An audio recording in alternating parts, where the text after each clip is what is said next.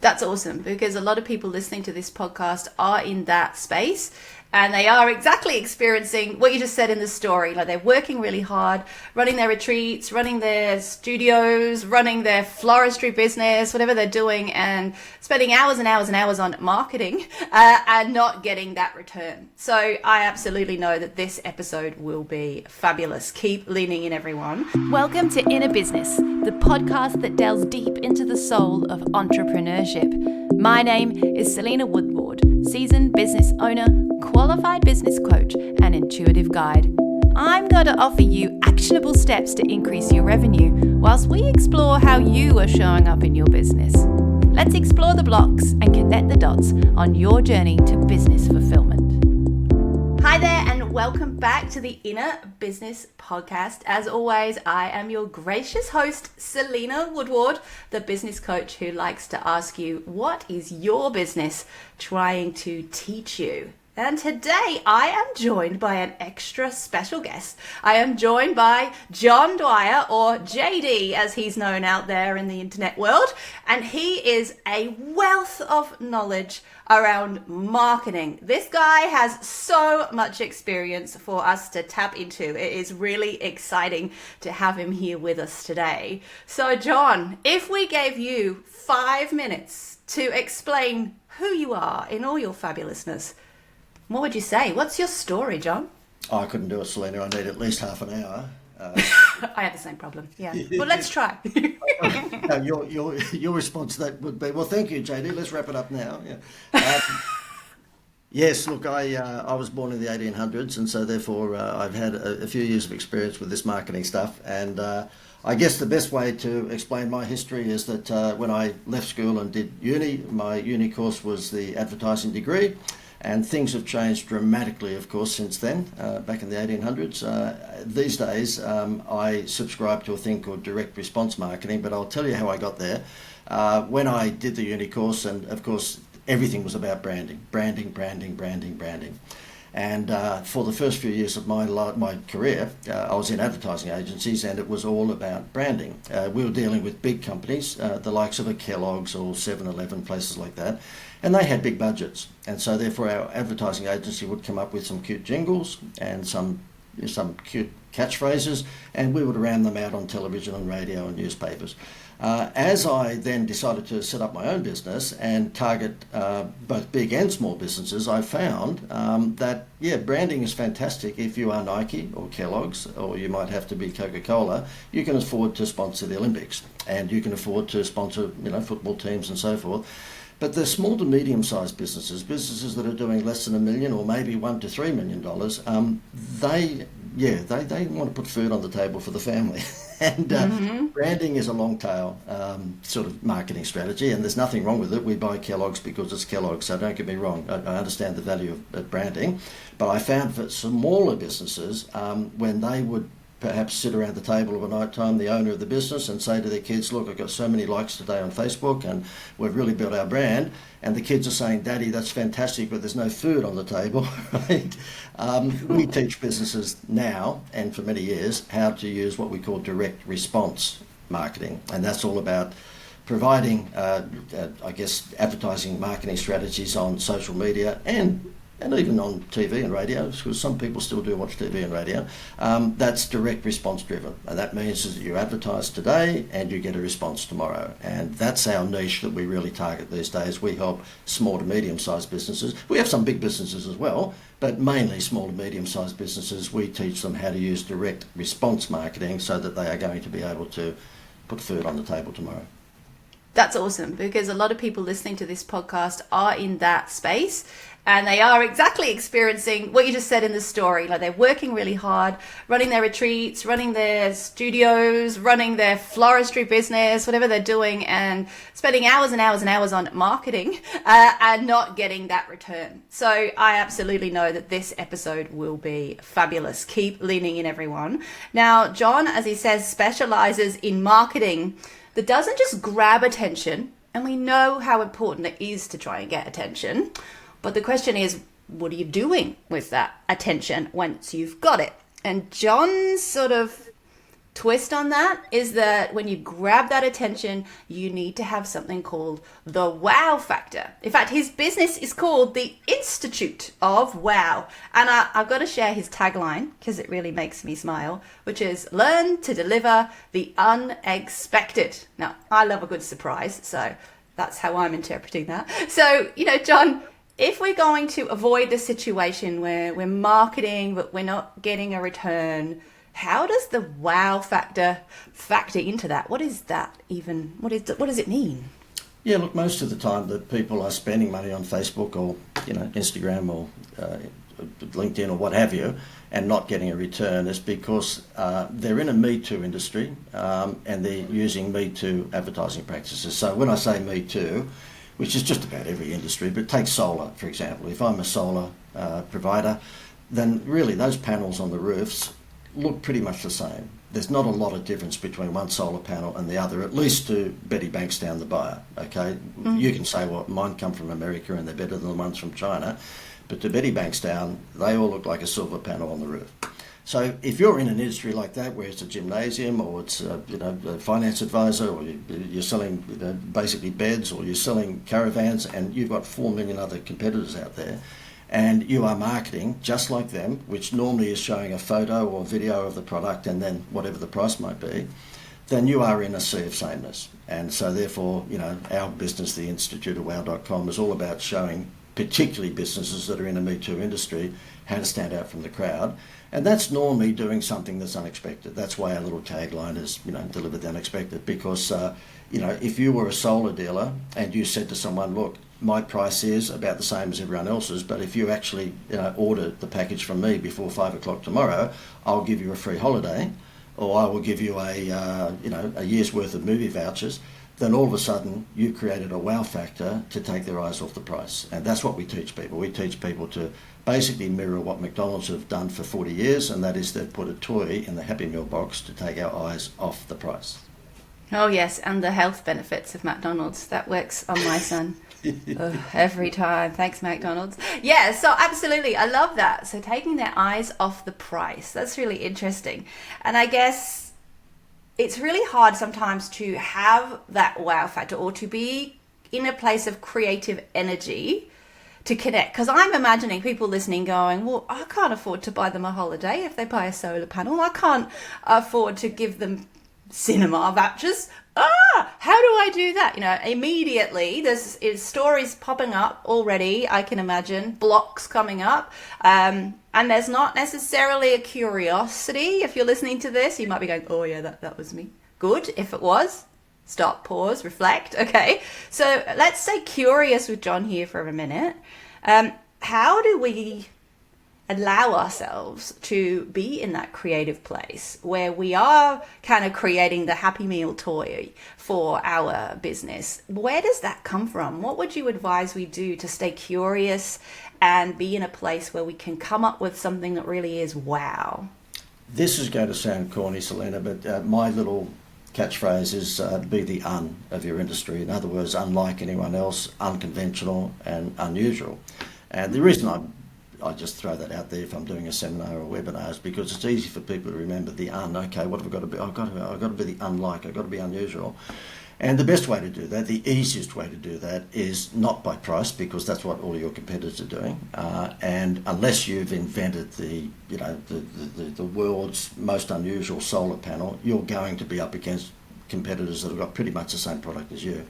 Mm-hmm. So what I say to them is, again, consider a wow factor, which normally would be an incentive, and that could be the chance to win, $100,000. We do a lot of insured prize promotions, so therefore, I can get $100,000 for a few $1,000s from an insurance company, and they will give you that big Elvis found headline, win $100,000 if you buy my refrigerator, and you're only paying a few $1,000s for it. Because all those TV, right. By the way, Who Wants to Be a Millionaire, that's not given away by Channel 9, that's given away by an insurance company. We have a petrol discount promotion whereby you can give your customers up to $1. Now, Woolworths give 4 cents a litre. You can give your customers up to $1 per litre fuel discount if they buy from you. And I won't bore you with all the details for this because I know Selena's going to give you a link later on in the interview. But the thing is that we understand that when people become a doctor, dentist, butcher, baker, they've probably been to university and they've learned how to become a very good technician. So they're very good at their craft, but no one's ever taught them how to get a customer. I mean, we have so many professional businesses, like, I'm talking about, financial advisors, or we're talking doctors or dentists who come to us and they say, look, we did 4 years at uni to become a good dentist, but no one ever told us how to get a customer. Right? And so, my answer would be think outside the square, and if you can't, then find someone, and of course, that's what we do, but you'd find anyone who's in the creative space that can provide you with, I guess, what we call a value add. And if you say, look, we can't afford it, yes, you can. I mean, there in our instance, and forgive me, Selena, if I'm doing a plug here, but I can give you that, which is a accommodation voucher that gives people 3 nights at 4-star hotels around Australia and around the world for less than $50. So you're giving someone something that's worth $1,000, but it's only costing you $50. And you say to them, buy my refrigerator and I'll give you a free vacation. That certainly makes you a very standout from all your competitors.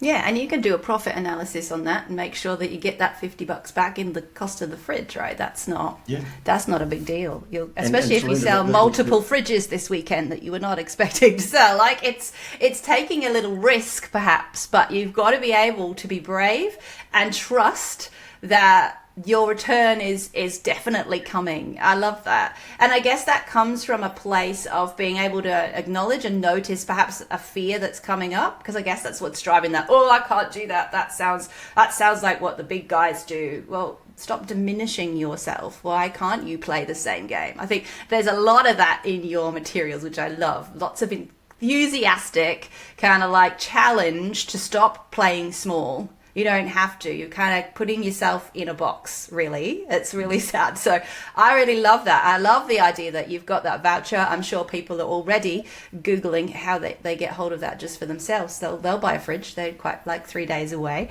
Absolutely. So I'm hearing here, can tune into that fear.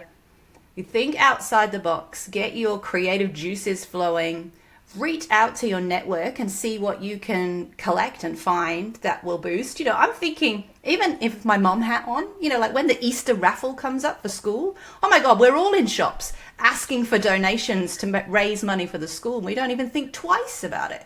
So where's that energy and passion when it comes to your business? So partnerships with other businesses that might be able to work with you or offer extra services together. This is really, really cool. And I guess that will help you deliver the unexpected, right? Because like you say, you're standing out from the crowd by offering more value than they expect, something that's really going to lift you above the noise, which is awesome. And can I just say when it comes, go on, John. The reason that McDonald's and Kellogg's have been so good at incentive-based marketing, we call it, so offering an incentive, is because they're giving something that's got a perceived value of $4 or $5, but only cost them 20 cents. So I know the people who came up with the McDonald's Happy Meal concept, 40 odd years ago. They live at the top of Trump Tower these days. They're reasonably wealthy.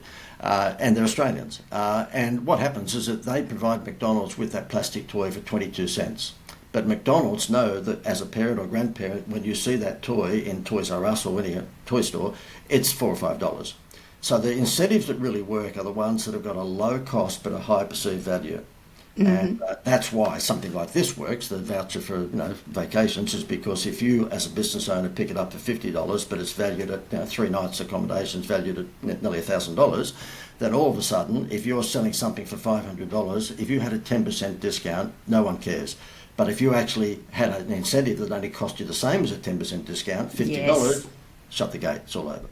That's totally an awesome reframe. That's exactly it, isn't it? Yes, absolutely, because everyone's offering 10% off, but not the little toy or the little holiday. That's a great way of reframing that. I like that a lot. It makes me think about lead magnets as well. Like when you offer a free report or a PDF, the value of that lead magnet, they say, should be around that $5 mark as well. Otherwise, they're not going to give you their email address. So absolutely, this is the same game. And I love that analogy of like, well, work out what discount you would have offered anyway, and now find a thing that's the same value but is perceived higher so that it looks like a bigger wow factor. That's perfect. That's great. You see, so if you gave me a $50 dining voucher, I know that you've just valued me at $50. If you give me 2 tickets to the cinema, I know you've valued me at $50. But if I get something from you which I perceive as being worth $1,000, but it only cost you 50, it's all over, the game over. Yeah, I love it. It's really good, really clever, and really simple when you think about it. So if you're listening to this now, are you feeling a little braver? Are you starting to feel into your creativity and thinking about what kind of wow factor you can bring along? I guess one of the things that drives my creativity in my business is my absolute love for solving problems in people's businesses and asking great questions and coaching them. My enthusiasm kind of oozes out of everything I do. I can't help it. Possibly irritating to some, but who cares? I love it.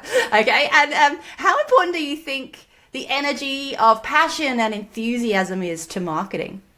Oh, look, it's pretty much everything. I'd say 90%. I made a decision some years ago to only hang around idiots, and so I only hang around like crazy people. Because they don't have any boundaries, they will just come up with crazy ideas. I had someone yesterday who was getting me involved in their business. In fact, it was not just a consultancy fee, but a share. And they have licenses with Warner Brothers, and so therefore they have a license for the likes of a Harry Potter Christmas tree. Do you think that might work at Christmas? I think so. I think so, definitely. And I won't reveal the idea because it's confidential. But in yesterday's 1-hour brainstorm, there were 3 idiots on the Zoom call, and I was one, who were just coming up with these like crazy ideas of how we could use Batman and Superman and Wonder Woman and all the Warner Brothers characters, including Harry Potter, in Christmas-themed things. And as it turned out, at the end of it, we had 3 new products. Now, if I was dealing with someone who wasn't enthusiastic and they were just a regular, everyday person who didn't think outside the square, there's no way in that hour that we would have walked away with 3 new products. So I always say to Mike, I've got 6 millennial kids, and so McDonald's did get a lot of money out of us when we had smaller children. They're all grown up now. I remember 6 screaming kids in the Tarago, 6 under 12, and McDonald's, I think, got $7.8 billion from us throughout that period of our lives because of that. You bought a lot of McDonald's, I'm sure. Yeah, I try to say to my 6 kids, not that they listen to their father, of course. To me, I'm just a bird. To them, what do you know, John? I'm Jesus, a burner. What do you know? nothing. But I always say to them, try and make sure you hang around people who say why not people who say why. Because look, life's too short to be hanging around people who go, oh, why? Why would you do that? Why? You want to hang around people in a meeting, sort of. They go, oh, why not? That's crazy. Why not? Let's give that a shot. Yeah, absolutely. I think you're absolutely right. You want to be in that energy and alignment in the energy of fun and enthusiasm. Your flame is burning bright and you're like, yes, let's do this. The minute it doesn't feel like that, that's really a sign that you're not really doing what you're meant to be doing. Or that you've been spending a lot of time, if we're talking about business here, spinning your wheels to the point that you are burning your energy on things that perhaps aren't really serving you or your business. And so your flame, despite loving what you're doing, you're kind of running out of beans, as I say it, to keep going. Like you've just got nothing left. And I think we have to be really careful about that, because you're absolutely right. Like if people don't believe that I love what I do, and I do, by the way, then why would they work with me? Yeah. I would like to think they wouldn't work with me if I was not into it. Yeah. I wouldn't want to work with them either if they didn't want to work with someone who didn't love what they were doing. I think you're absolutely right. That energy attracts clients, it pulls them in, it builds that trust and that cure. What is she going to do next? I'm definitely, probably, yeah, absolutely, one of the crazier ones who will definitely question and, think outside the box, and that sort of risk-taking, I guess some people would say is really fun to me. I love joining dots and seeing things that other people can't see. That's one of my favorite things to do, absolutely. But what if we're doing that, or we think we're doing that, and we are spending a whole heap of time in our marketing like making crazy TikToks where we're totally out there and we're doing really crazy things, like we're going to start a trend today. And we're doing all these really cool TikToks because, every day we have to show up on social media, right? It's marketing. Every day I've got to get my name out there. So I'm going to be the zany one. I'm going to be the creative one. I'm going to give you the unexpected, right? Like your tagline. And I'm working really, really hard at that. Because in my head, the reason for that is I'm going to get my name out there. And once I hit X number of followers, then I'll make my revenue. If I show up every day and I hit this number of followers, then I will definitely have the money, going back to your story, to put the food on the table. And I'm imagining my beautiful lifestyle where I only work a few days a week because I've got a team. Because I showed up on TikTok every day, John, and I did something really cool. And I can see you smiling at me. I don't know what you know I'm up to here. What is up with that? Like, do you agree with this idea?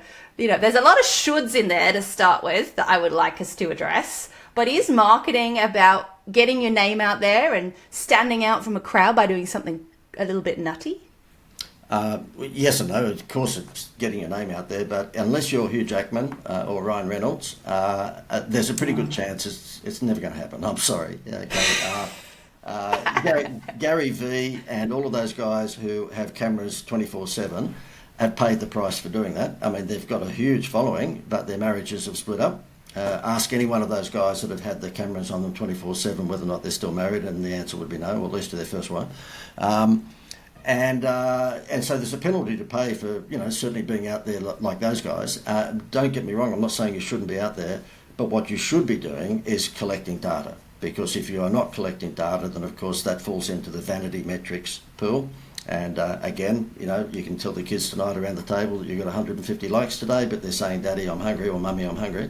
I'll give you a classic case of that. There was a client in Gosford, New South Wales, who was an aluminium fence business, and he said to me, look, I'm out there every day doing my videos and I'm on all the platforms, but it's not working. And I had a look at it, and he was out there boring everybody something less, because he was saying that he took over his aluminium fence business from his father in 1938 or something, and he's built it up to and everything that he had out there were photographs of aluminium fences. And I said to him, look, I haven't seen too many people get hard nipples looking at a photo of an aluminium fence, all right? And he said, well, smart Alec, what should I do? And I said, okay, why don't you just get out of the way and we'll do it for you, which he did. So we ran the ugliest back fence in Australia contest on Facebook. And you had to we zeroed in on all the suburbs, of course, that had 30-plus-year-old houses, which meant they had the paling fence falling over. And they had to take a photo of their back fence and post it to his page for the chance to win a $5,000 aluminium fence makeover. He had 6 months worth of leads in 3 days. We spent $702 and shut down the campaign. What that did was make everyone who had a crappy fence glow in the dark. Because not only did they enter the contest, but they actually gave him a photo of their rotten fence. And so we do that for all sorts of businesses now. For kitchen renovation companies, we have the ugliest kitchen in Australia contest, and they send in a picture of their kitchen. You don't get a much hotter lead than someone who has just put their hand up and said, I need a new kitchen, and by the way, here's the photo of my old one. And that's what you've got to do. You've got to collect data. And that's so good. I love the idea of that, because again, that goes back to what we were saying. Like, that would feel like, I haven't got that much money to give I can't give away an entire, oh my God. Yeah, you can't if you've got 2 clients a month or 2 clients a week. But you can if you've got 10 clients a week or whatever. And now you can afford it because your profit's going up, up, up, up, and you've got some money to play with.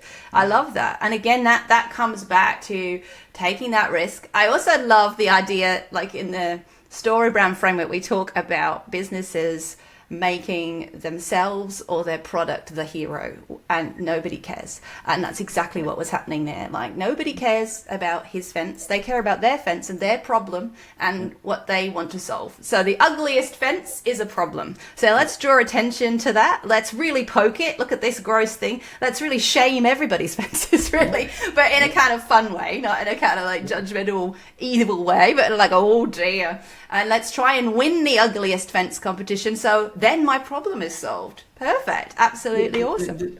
The classic story, I've got to tell you this, Selena, because it's probably the biggest success that I've had in all of the campaigns that I've done. And it was for a bank here in Australia. They were up against every other bank giving out home loans, and there's nothing different from $500,000 home loan from the Commonwealth Bank to the Westpac. There's the same $500,000. And so I just said to them, look, why don't you actually stop giving away your honeymoon rate, which every bank does. For the first 12 months, you get a 1% break on the interest rate. I mean, every bank does that. I said, give that to a travel wholesaler that I was doing some TV commercials for, and they'll give you a $5,000 holiday for 2.5. Basically, it's a wholesaler. So we actually came on TV and social media, and we said, look, get a home loan from us and you get a free holiday. They took an extra $15 billion worth of billion with a B in the first few years, and this idiot who you're talking to didn't ask for a percentage of the increase, of course. Yeah, so I am Speak to your lawyers, your contract creators. Who did that? I'm a completely utter moron. I mean, they paid me a nice consultancy fee, but yeah, they did better out of my idea than I did.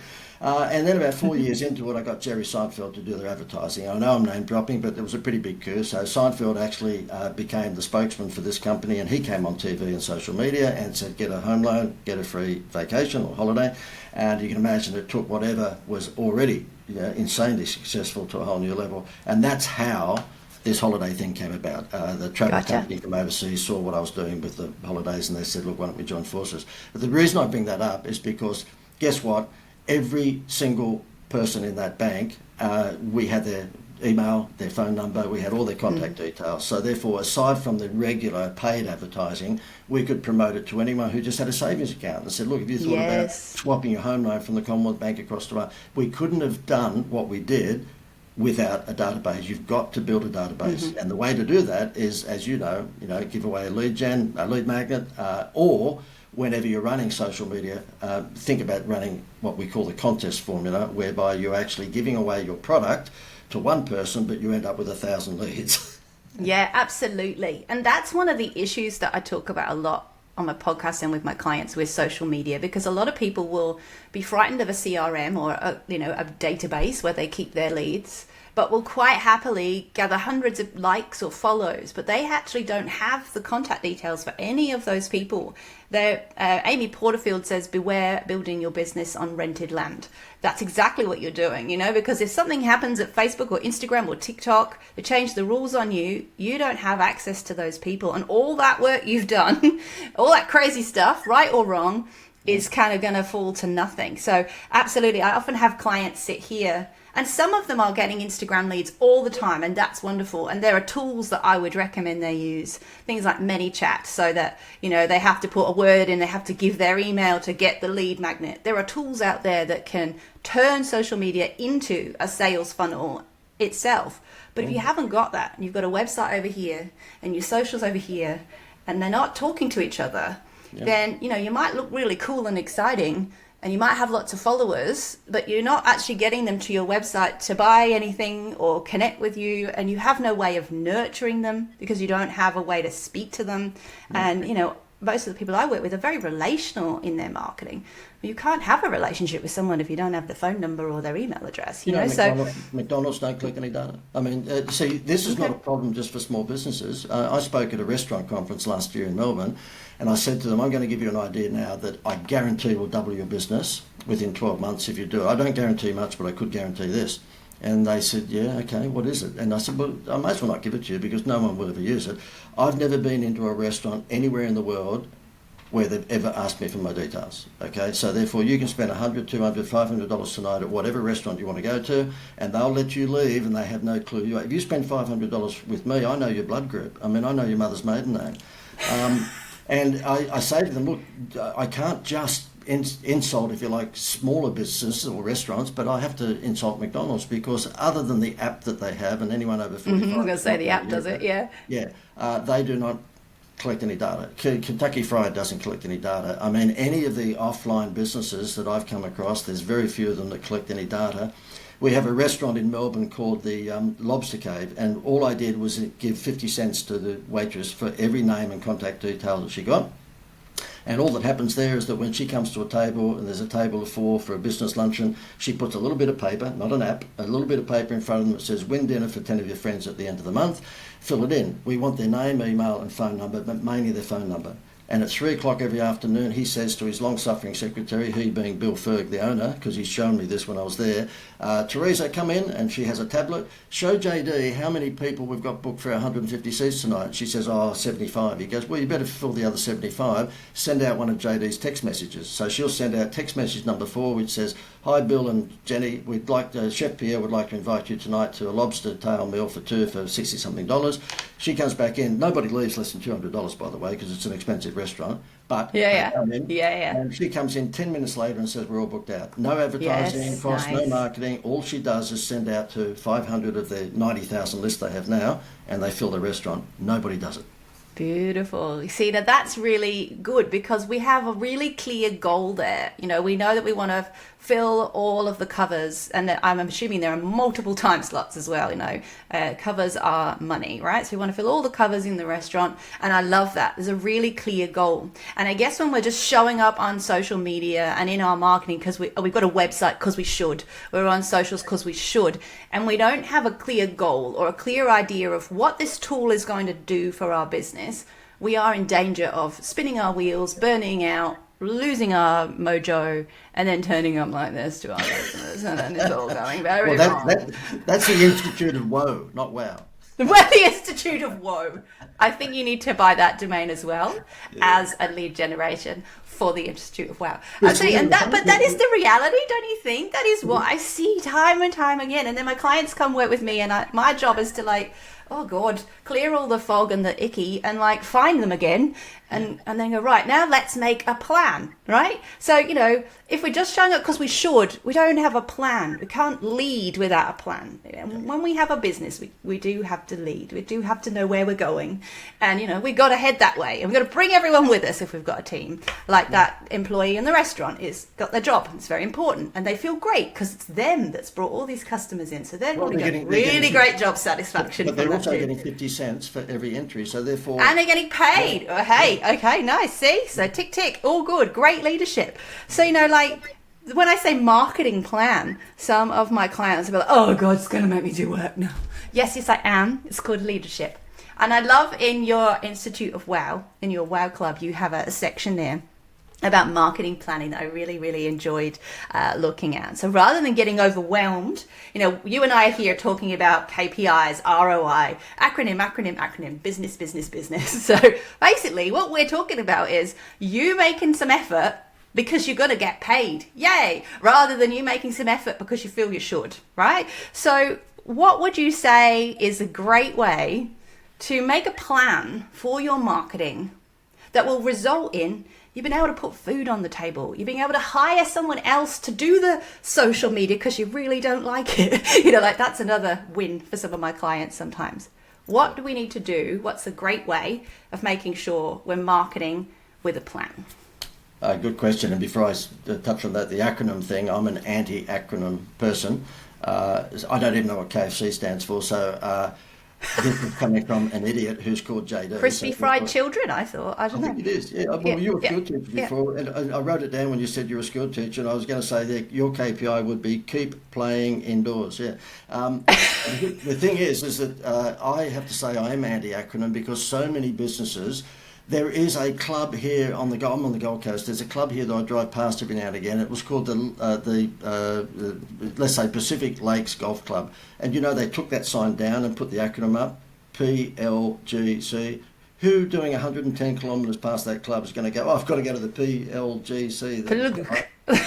That's just crazy. So please, if you're a business, please stay away from acronyms. And this is coming from someone who's a hypocrite because my name is John Dwyer, but I get JD all the time. So you do? That's all right. That's okay. I'm a hypocrite. We forgive you. Yeah, look, I have to say to you, Selena, that you know it's really easy, this direct response stuff, and I know that whoever's watching or listening to this, they go, oh, it might be for you. It's just problem solution marketing. It's all about problem and solution. So therefore, and you know, the 5 components of my little wheel of wow sort of, I guess, formula is number 1, identify your most profitable target audience. Not your target audience, but your most profitable. So if you have an expensive skincare cream that gets rid of wrinkles, you're not after just women over the age of 50. You're after women who live in Sanctuary Cove or live in Bondi in Sydney. So therefore, you're after rich women who can pay $100 for that wrinkle cream rather than the $50 one from Kmart. So identify your most profitable target audience and then highlight their problem. And then what you do is that you aggravate the problem and then you provide them with the solution and then you have a CTA, which is a call to action. So the best example of that, identify the problem. Are you overweight and you're not feeling good about yourself? Aggravate that problem. Spring is just around the corner. Do you want to look good in your swimsuit? Give them a solution, and the solution is join the Jenny Craig program and you can look like a supermodel within a month. And then, of course, proof, which is normally testimonials. I used to be, overweight. I didn't feel good about myself, and now I look like Ellie McPherson. And then a call to action at the end. Go to, jennycraig.com. So if you take those 5 components and bring them down to 2, it's basically giving someone their problem and then giving them your solution. End of story. Yeah, that's it. And that's kind of what we're all here to do with our businesses. If we're all heart-centered, soul-driven entrepreneurs, it's because we want to make a difference. We want to help. But we have to point out the problem. Don't assume that the person you're trying to work with actually understands what the solution looks like on the other side, or what that means for them. Don't assume that they completely see all of the reasons why they shouldn't stay where they are. Like, we need to show them what's at stake in those problems. Like you say, like aggravating, oh, look, beach time coming. Yeah, absolutely. And I love that. And would you say that we need to plan our marketing for a whole year? Like, we see a lot of people going, oh, do your socials, 52 weeks of socials in a day. Like, do we need to plan our marketing based on the amount of stuff we've got? What would you advise there in terms of duration, and like, how do we measure our ROI, which stands for return on investment, i.e. I put it out there and I got a lead, and that lead said, yes, here's some money, I would love you to help me. So what would you say would be a good plan for that? You committed a cardinal sin after what we just said. You used an acronym. I know, and that's why I expanded it. I'm sorry, I hang my head in shame. Shame on you. Yeah, look, if you're a small business, don't go putting a 12-month plan together. I mean, when I had my meeting yesterday about the Warner Brothers licensing stuff, yes, do they have a plan for Harry Potter, Christmas 2025? Of course they do. They're a big business, yeah. So they can do that. If you're a small to medium-sized business, then you've got to roll with the punches. And so therefore, your cost per lead on Facebook today might be, $15, but tomorrow, because Zuckerberg plays games, it might be $40. So you've got to be nimble. You've got to be able to change very quickly. And so therefore, my view is that I live from my clients is basically test and fix. And so therefore, we test, and whatever works, great, we keep the finger on the green button, and if it doesn't work, then we fix it. So I would say, if you're a small business, only think by quarters, 2 or 3 months ahead of yourself, particularly if you're an entrepreneurial spirit. And if you're a business owner, then of course you should be, and that is that you go through a test and fix, and as you go through that, your marketing plan, of course, will change. What you used to do on Facebook today might be a different creative tomorrow, or it might be a different platform tomorrow. And that's right. And test and fix. So how do you test? Like, what are you looking for? And how do you know it needs fixing? Like, the number of people that I work with here who will come to me and they'll say, oh, I built this product and it wasn't selling.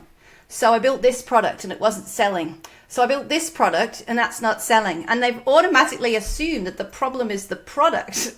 And they haven't tested whether the problem was the marketing or the profit margin or the pricing. That there are a lot of cogs or parts to our business.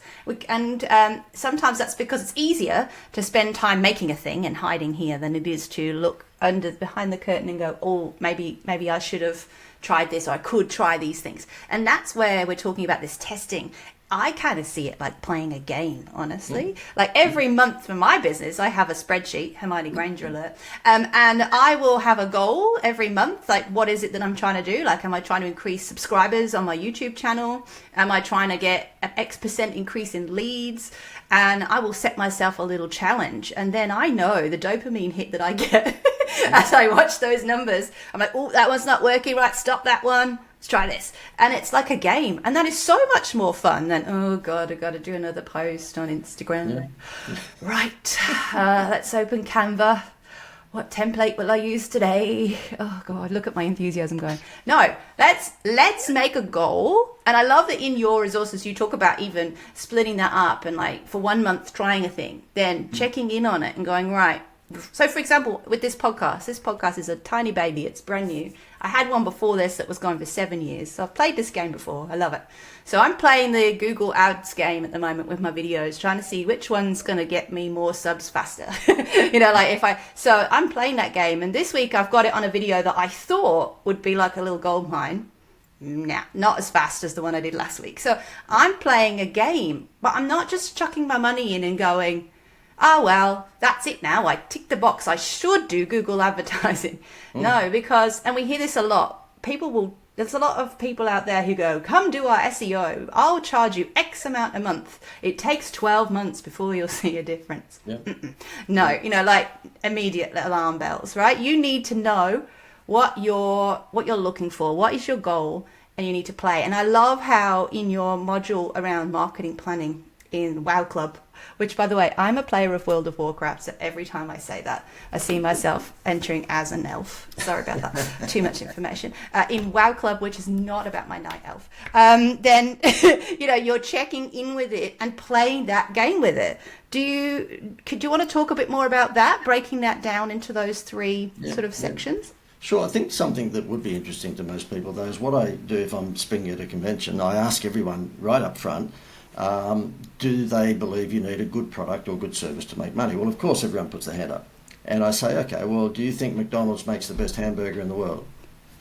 No. So it's not about the product. Most of the time, it's not about your product. Your product doesn't have to be the best for you to make money. Because let's face it, McDonald's do not make the best hamburger in the world. We all know that. It's all about the marketing. So my view is that if things are not working, don't necessarily spend a lot of time on ripping your product apart. And I'm not saying that every now and again the product is, not good, but most of the time it's the marketing. We need to review occasionally, of course, keep it fresh. Yeah. As far as my philosophy in, just advertising for small to medium-sized businesses, aside from the test and fix, don't even bother doing it if you've got a Me Too product, like all of your competitors, and you're marketing on price. If you're doing that, then you are just throwing money at Zuckerberg and saying, take my money, and you will not get any results from it. You've got to think outside the square, and the best way to think outside the square, I know it's self-serving for me to say this, but is an artificial wow factor. See, iPhone does not need JD, okay? They've got an organic wow factor. Then, the iPhone has got features on that Samsung and others just don't have. So therefore, they don't need my help. Kellogg's don't need my help. Coca-Cola doesn't need my help. They've got an organic wow factor. But if you're in a Me Too industry and you don't have an organic wow factor, then you need an artificial wow factor. And the best one that I can think of is a very, very attractive incentive. Yeah, that's awesome. Yeah. Okay, cool. Well, it's really exciting because, when I've been looking at the Institute of WoW and WoW Club, not as a night elf, sadly, maybe I should, then, I have been absolutely blown away by the amazing stories that are in there. It's gorgeous. It's like you can see the wealth of John's experience, all the advertising campaigns and systems and processes, some of which you will recognize. It's a little trip down memory lane because he's worked with some really big businesses out there. And because, John is all about delivering the unexpected and having a wow factor, the exciting news is, those of you who are still listening, well done, because you get access to WoW Club for free. Thank you, John, which is really, really exciting. So if you head to selinawoodward.com/WoW Club right now, you will be redirected to John's WoW Club, where you can sign up and get access to 14 modules of content. Check out this book. This is what you get. Come on, John, show us. It is a very small, tiny book. Of course, the thing is that when you hit the seminar circuit and you do conventions and so forth, the promoters will say to you, you've got to have a book. And so I thought, look, this is going to look really wankerish, but if I'm going to do a book, let's do a WoW book. So for those of you who are listening and not watching, I'm holding up at the moment a tabloid size, in other words, A3 size book, which is leather bound, and it has the most successful direct response marketing ideas that I've given businesses over the last 15, 20 years. So they're all timeless. It doesn't matter whether it was pre-digital or post-digital. The thing is, the idea is the idea. So throughout this book, it's got about 298 pages, I think. And the book itself, because it's got gold-tipped edges and it's leather-bound and so forth, and it's the size of the Telegraph newspaper, normally costs about $420 to print. Now, I love you, but I don't love you that much. Okay, so therefore, I'm not going to give you the $420 hard copy, so but I will give you this in the digital copy, which is even better because we've added video content to it as well. So if you go to the URL that Selina just gave you, we will give that to you absolutely free of charge. Selina, my auntie, who was Auntie Teresa to me, but Mother Teresa probably to most of you, she taught me to give. So therefore, my catchphrase is, I live to give. If that doesn't make you sick, nothing else will. Oh, that's gorgeous. That's awesome. And trust me, ladies and gents, it is well worth heading to selinawoodward.com/WoW Club and grabbing that. It's really good. If you've been listening to this thinking, wow, that sounds so cool, I have no idea where to start. Nearly 300 pages of examples. Like, seriously, Dive in, check out what lights you up. Maybe, I know for a fact, actually, no maybes, there will be things in there that make you go, interesting. Hadn't thought about it like that. Definitely worth an investment. As John says, there are videos if that's your bag and you like to watch that. There are PDFs, which are what the book is, so you can read them. Definitely worth heading to selenawoodward.com/wow club and grabbing that and working with John's resources. John, thank you so much. This conversation has been full of awesome insights and great stories. Is there anything that that's come up for you as we've been talking, a key takeaway or thought that you'd like to share with the listeners before we wrap up? Rinse and repeat. Okay, so therefore the crazy thing is with what we do is that you will give someone an idea, they will run with it, and then at the end of having, let's say, a lot of success with it, say, what else have we got? And I say to them, look at all the movies that have had number twos. There was Crocodile Dundee 1, and then there was number 2 and number 3. I don't know how many of Die Hard movies there've been. Once they find something that works, they rinse and repeat. And the best example of that is I had a turf farm who had 6 kilometres worth of turf, in other words, grass. And he said, look, how do I get rid of this? Because, spring's around the corner, I need to plant more grass and make more money. And I said, well, who are your target audience? He said, well, landscapers, because they will buy 2 or 3 homes worth of grass at the same time. He said, but they're always price sensitive. They'd say to me, I talk about a Me Too product, grass is grass. So they'd say, look, I'm $6 a square metre, I can get down the road for $5.50, and I'd have to drop my price. I said, well, if landscapers are your audience, why don't you give them a free carton of Crown Lager beer for every home that they buy? So that was your incentive, So we sent out 250 emails, and we said to there was a list of 500 which we bought. You can buy a list of landscapers, and the 250 got the invitation both in the mail and email, and it said to them, look, for every 1 home's worth of grass, the front yard and backyard, which is 500 square metres, we'll give you a carton of Crown Lager. He rings me 6 days afterwards and says, JD, we've got a problem. I went, oh God, that's all I need. I said, what's the problem? He said, we've run out of grass. We don't have any grass. Yay, good problem. Yay. I thought you were going to say we've run out of Crown Lager. He said to me, this Happy Meal toy stuff, it's ridiculous. I said, well, you get it right. Message to market match. I mean, 99% of landscapers are men, of course, so what do they like? Beer. He said, look, I had one guy who's a pain in the rear end. He was always price discounting, saying, I can get it down the road for cheaper. He said he rang up 3 days ago and said, look, I want 18 homes worth of grass, but don't worry about the grass. I need the 18 cartons of beer by Friday because I have a party. Well, here's the invoice, my love. As soon as that money hits my bank account, now, the reason I bring that up is that was some years ago. He rings me up after that and says, look, what else you got? I said, what do you mean? Just rinse and repeat. In fact, now go get a partnership with a local brewery and work with them. See what they will give you. It'll work for both of you. Amazing. Do you know the Greater Building Society ran Get a Home Loan, Get a Free Holiday for 11 years, okay? So when you come across a Happy Meal toy that works, just rinse and repeat. So that's the advice I'd probably finish up on, is that if you come across, test and fix until you find the right one, and hopefully you find the right one sooner rather than later. But when it works, just rinse and repeat. Yeah, absolutely. Love that. Definitely. Do not keep reinventing the wheel. And if you are at all worried about what on earth your Happy Meal toy might be, or how you could come up with something really creative, then obviously remember to head to selenawoodward.com/wow club, because John's given you a million ideas. But my other suggestion would be that whilst you're feeling this energy from John and I, and you're like, cool, this is cool. What could I do? Can I do beer?